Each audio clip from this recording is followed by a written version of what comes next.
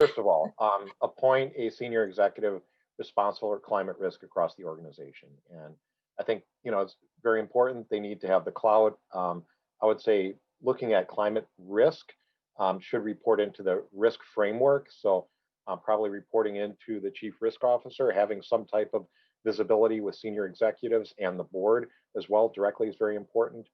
I'd make a brief note. I know some organizations have been appointing chief sustainability officers.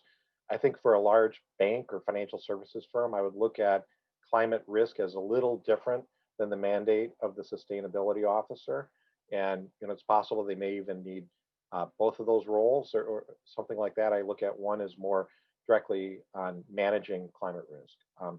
Second of all, and we started to talk about taxonomy before, I would include climate risk in the risk taxonomy formally. I would include it in the risk appetite framework. I would include it in the risk management framework.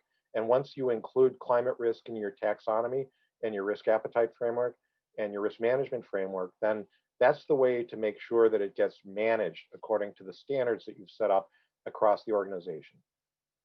Thirdly, tools. We need tools, we need data, we need analytics, we need models. And I will say, I think we've touched on this, but I will say climate risk is a different kind of risk than many of the other risks. You need different kinds of data. You need to be able to look at counterparties and borrowers, obligors in a much different way than you have in the past.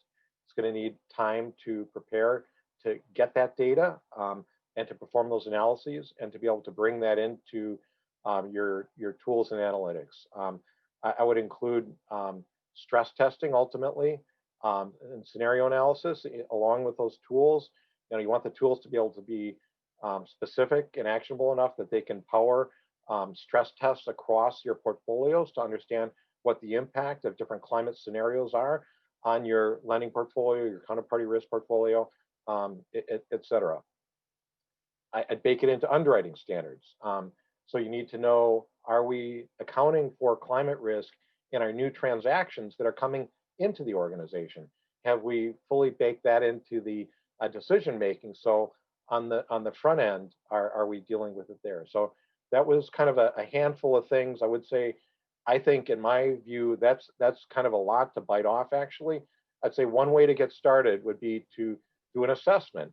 Let's look across the organization, across all these areas and understand what is our readiness and what's our portfolio look like and what types of business are we in that expose ourselves to climate risk. So that would be a good way to get started, but ultimately we'll need to address all of those items across the organization.